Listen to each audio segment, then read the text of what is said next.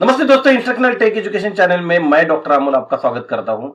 आज हम लोग आर्टिफिशियल इंटेलिजेंस फॉर रिसर्च इस जो सीरीज है उसमें एक नए टूल्स के बारे में जानकारी लेने वाले हैं। तो चलिए दोस्तों, देखते हैं हम लोग किस उस टूल का नाम क्या है।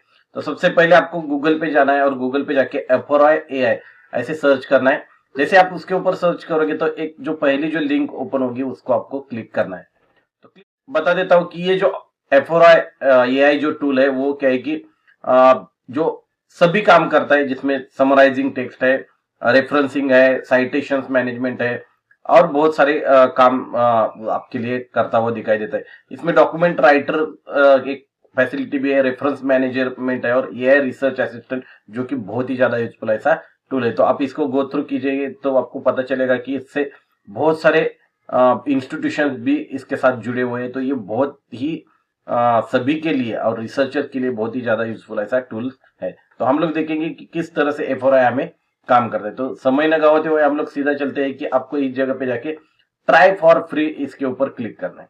जैसे आप क्लिक करोगे तो आपको इस जगह पे जाके आपको क्या करना है कि आपका नाम वगैरह जो भी इंपॉर्टेंट इंफॉर्मेशन है ये करनी है। अगर ये नहीं भर सकते तो आपको कंटिन्यू विथ गूगल करना है। हम लोग एफआरआई एआई में साइन इन करते हैं तो हमारे सामने इस तरह से एक आउटलुक इस प्रकार का दिखाई देता है। तो सबसे पहले तो आपको क्या करना है कि इस जगह पे जाके रेफरेंस मैनेजर के ऊपर क्लिक करना है। तो रेफरेंस मैनेजर में सबसे पहले क्या करना है कि आपको आपको जिस फाइल के ऊपर आपको इंट्रोडक्शन, रिजल्ट्स वगैरह जो भी आपका काम करना है उसको आपको अपलोड करना है। जैसे कि मैं अपलोड करूंगा और इस जगह पे जाके फाइल के ऊपर क्लिक करूंगा। फाइल आपको पीडीएफ फॉर्मेट में होगी तो आप पीडीएफ फॉर्मेट में क्लिक करना है और फिर क्या करना है कि आपका जो भी फोल्डर है उसमें से जो भी आर्टिकल के ऊपर आपको करना है। जैसे मैंने पहले ही आर्टिकल निकाल के रखे, ये 2 और ये 3 जो आर्टिकल है ये मैंने सिलेक्ट किया है और फिर मुझे ओपन इसके ऊपर क्लिक करना है। तो ये 3 आर्टिकल इस जगह पे दिखाई देते हैं। तो ये 3 आर्टिकल का उपयोग करके ही मुझे मेरे जो रिसर्च का जो इंट्रोडक्शन है वो कैसे लिखना है मैं आपको बताने वाला हूँ। तो इस तरह से ये फाइल होने के बाद आपको अपलोड करनी है। जैसे आप अपलोड करोगे तो इस जगह पे आपको दिखाई देगा कि ये फाइल जो है वो अपलोड हो रही है। फाइल अपलोड होने के बाद इस प्रकार का इंटरफेस दिखाई देगा। जैसे आप बाद में जब आएंगे तब यही सेम फाइल्स भी आपको इस जगह पे दिखाई देगी। तो ये सब फाइल्स अपलोड होने के बाद हमें क्या करना है कि हमें इन दोनों का जो आर्टिकल है, और भी अगर आपको आर्टिकल ऐड करने तो आप अपलोड के ऊपर जाके फाइल में जाके फिर से आप पीडीएफ फॉर्म में जाके आप अलग अलग आर्टिकल्स जो है वो सिलेक्ट कर सकते हैं। जैसे कि सपोज मुझे ये आर्टिकल्स भी लेना है तो मैं इसको भी क्लिक कर सकता हूँ और फिर से अपलोड कर सकता हूँ। तो ये भी आर्टिकल मेरा इस जगह पे जैसे अपलोड हो जाएगा तो इस जगह पे मुझे डिस्प्ले दिखाई। तो ये 3 आर्टिकल्स मैंने जो कि मुझे इसके ऊपर ही मुझे मेरे थीसिस के बारे में या रिसर्च के बारे में इंट्रोडक्शन लिखना है। तो मैं आपको बताने वाला कि किस तरह से लिख सकते हैं। तो ये तीनों आर्टिकल इस जगह पे आने के बाद आपको क्या करना है कि इस जगह पे जो रिसर्च असिस्टेंट है उसके ऊपर आपको क्लिक करना है। रिसर्च असिस्टेंट क्लिक करने के बाद आपको क्या करना है कि इस तरह से एक इंटरफेस दिखाई देगा। तो पूरा रिसर्च असिस्टेंट जो आपको बहुत ही ज्यादा यूजफुल ऐसा टूल है तो उसको हमें ध्यान में रखना है। सबसे पहले आपको यहाँ आने के बाद आपको कनेक्ट फाइल के ऊपर क्लिक करना है और ये तीनों फाइल को आपको पहले कनेक्ट करना है और फिर इसको मिनिमाइज करना है। जैसे आपके तीनों फाइल कनेक्ट हो जाएंगे तो आपको इस जगह पे जैसे आप एट द रेट दिखाओगे तो ये तीनों फाइल आपको दिखाई देगी। अगर आप इसको कनेक्ट नहीं करोगे, सपोज मैंने ये कनेक्ट नहीं किया, तो जैसे ही मैं इस जगह पे इसको कनेक्ट नहीं किया तो इस जगह पे मैं कुछ भी लिखूंगा तो ये फाइल्स मुझे नहीं दिखाई देगी। तो इस जगह पे ध्यान में रखना है कि आपको सबसे पहले हमारी जो फाइल है जिसके ऊपर हम लोग इंट्रोडक्शन लिखना चाहते हैं उसको हमें क्लिक करना है। क्लिक करने के बाद इस जगह पे मुझे सपोज इनमें से मुझे सपोज ये आर्टिकल और ये आर्टिकल मुझे इन दोनों आर्टिकल का मतलब को कंसिडर करके मुझे ये लिखना है। तो मैं इस जगह पे ये आर्टिकल होने के बाद मैं ये लिखता हूँ कि write for my differentiated instruction program effectiveness research.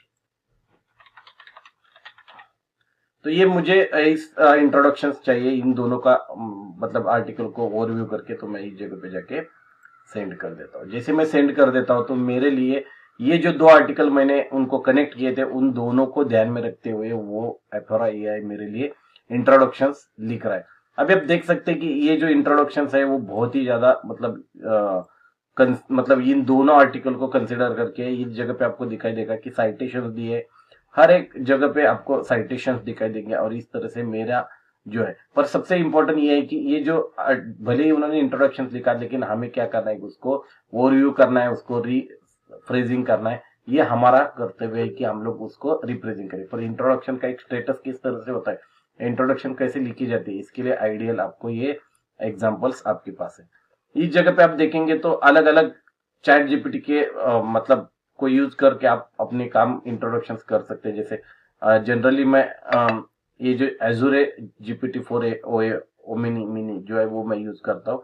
आप उसको भी चूज कर सकते हैं। डॉक्यूमेंट रिट्राइव में आप देख सकते हैं कि अगर आपको डॉक्यूमेंट रिट्राइव करना है तो ये में जो भी आप अपलोड करेंगे वही फाइल आपको के ऊपर लिखा देगा। लेकिन अगर आपको ऑदर सिमेंटिक स्कॉलर जैसे ऑप्शन भी आपके लिए है, जिसमें आपको 2000 या 200 मिलियन पीयर रिव्यूड जो है वो आर्टिकल्स आपको रिसर्च पेपर मिलेंगे। जैसे आप इसको क्लिक करोगे और अगेन अगर जो मैंने पहले जो कमांड दी थी वो कमांड में कॉपी करके अगर पेस्ट करता हूं तो सिमेंटिक स्कॉलर के जो मेरे सब्जेक्ट रिलेटेड जितने भी आर्टिकल्स जो है वो इंटरनेट पे या ऑनलाइन बेसिस पे, तो उसको वो रिव्यू करता है और फिर मेरे लिए मतलब ओवरऑल जैसे देख सकते हैं क्या मेरे लिए वो क्या कर रहा है कि इंट्रोडक्शंस का काम लिखने का काम कर रहा है। तो ये सिमेंटिक स्कॉलर जो है वो बहुत ही ज्यादा यूजफुल ऐसा टूल्स है। तो इस जगह पे देख सकते हैं कि इंट्रोडक्शन जो है वो मुझे सिमेंटिक स्कॉलर के थ्रू किस तरह से मिल गया है, साइटेशंस करके मिल गया है। और अगर आप जैसे ये साइटेशंस है, तो सपोज ये साइटेशन के ऊपर अगर आप क्लिक करते हो, जैसे मैं ये साइटेशन के ऊपर क्लिक करता हूँ, तो इस जगह पे देख सकते हैं कि विजिट साइट्स में जैसे ही क्लिक करूंगा तो मैं ये पूरे आर्टिकल को पढ़ सकता हूँ, या मैं कहाँ से मैं मतलब ओवरव्यू कर रहा हूँ, कौन सी जर्नल से PDF फाइल में ओपन करके मैं उसको देख सकता हूँ। तो ये सभी जानकारी जो है मुझे इस साइटेशन के माध्यम से भी मिल रही है। साथ ही साथ में आप देख सकते हैं कि एपीए स्टाइल में कौन सी एपीए स्टाइल के भी ऑप्शन मिल रहे हैं। तो अलग अलग एपीए स्टाइल को भी हम लोग चेंज कर, जैसे चिकागो का एपीए चाहिए तो मैं इसको करूंगा तो वो ऑटोमेटिकली चेंज होता हुआ दिखाई देता है। तो ये सिमेंटिक स्कॉलर बहुत ही गूगल स्कॉलर को अगर आप इस जगह पे सिलेक्ट करते हो और गूगल स्कॉलर को अगर आप सेम इंटर लिख के अगर आप एंटर कर देते हो, सेंड कर देते हो इसको, तो गूगल स्कॉलर भी अपने लिए बहुत ही अच्छी तरह से गूगल के आर्टिकल्स को ओवरव्यू करके गूगल स्कॉलर भी हमें अपने लिए इस जगह पे आप देखेंगे तो गूगल स्कॉलर भी हमारे लिए इंट्रोडक्शन लिखने का काम कर रहा है। तो इस तरह से ये बहुत ही ज्यादा यूजफुल ऐसा टूल्स है। आप इंट्रोडक्शन लिखने के लिए बोल सकते हैं, आप कंसेप्ट के ऊपर कुछ लिखने के लिए बोल सकते हैं। तो जो भी आप कमांड देंगे वो बहुत सारे आर्टिकल्स को आप ओवरव्यू करता है, वो आपके लिए लिखने का कोशिश करता है। तो ये उसके बाद साथ ही साथ वो क्या करता है, तो मैं आपको बताता हूँ कि अगर आपके पास कोई ग्राफ होगा, सपोज ग्राफ है, सपोज ये मैंने ग्राफ एग्जाम्पल के तौर पे लिया है, तो उस ग्राफ को भी वो जो भी डाटा है तो उसको भी एनालाइज करके ये जो FRI जो है वो देने का काम करता है। जैसे कि ये student enrolment in different sports का जो ग्राफ है, तो उसको कैसे एनालाइज वो इंटरप्रेट करता है वो हम लोग देखेंगे। तो सबसे पहले हमें क्या करना है कि फिर से हमें क्या करना है कि अपलोड रिसर्च मैनेजर के ऊपर जाना है, फिर से हमें अपलोड के ऊपर क्लिक करना है और वो अपलोड जो फाइल है उसको हमें मतलब PDF फॉर्मेट में होगी तो हमें क्या करना है, उसको अटैच करना है। जैसे कि ये एग्जांपल की फाइल है और फिर मैं अपलोड बोलूंगा। अपलोड करने के बाद इस जगह पे फाइल आएगी। सबसे पहले अपलोड होने तक हमें इंतजार करना है। जैसे ही आपको इस जगह पे फाइल दिखाई देगी, आपको फिर से रिसर्च असिस्टेंट में जाना है और रिसर्च असिस्टेंट में जाओगे तो फिर से वही काम करना है जो कि मैंने पहले बोला था कि आपको पहले क्या करना है कि कनेक्ट फाइल करना है। तो क्या आपको क्या करना है कि सिमिलरली फाइल कनेक्ट करनी है। कनेक्ट करने के बाद आपको मिनिमाइज करना है। मिनिमाइज करने के बाद सबसे पहला जो इंपॉर्टेंट काम जो है वो अगर आपने इस जगह पे डॉक्यूमेंट रिट्राइव जो है वो आपको सिलेक्ट करना है, क्योंकि हमने डॉक्यूमेंट अपलोड किए। गूगल स्कॉलर या सिमेंटिक स्कॉलर को आपको चूज नहीं करना है। और ये होने के बाद डॉक्यूमेंट रिट्राइव होने के बाद आपको क्या करना है, @ करके उस फाइल को सिलेक्ट करना है और इस जगह पे एनालाइज दिस ग्राफ इस तरह से आपको एक ही सिलेक्ट करना है और इस जगह पे जाके सेंड करना है। तो आप देख सकते हैं कि वो जो डाटा है वो डाटा को अफोराई बहुत ही कम समय में उसको एनालाइज करके देता है। Identify the graph components, title दिया है, एक्सेस क्या क्या है ये दिया है, steps, interpretation of the data, draw conclusions भी आपके लिए लिख के दे रहा है, फाइनल थॉट्स क्या है।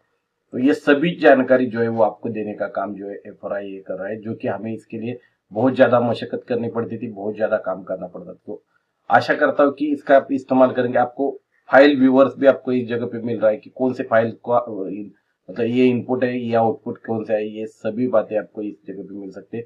आप पर्टिकुलर टेक्स्ट को कॉपी करके आप अपने जो है वो आपके वर्ड फाइल में आपको कन्वर्ट करके भी मिल सकता है। तो ये बहुत ही ज्यादा यूजफुल ऐसा टूल्स है। आपको अगर ये शुरू कीजिए, एफआरआई टूल्स अच्छा लगा होगा तो आप अपने इंट्रोडक्शन करने में यूज कीजिए, डाटा को एनालाइज करने के लिए, एनालिसिस करने के लिए आप कर सकते हैं। धन्यवाद।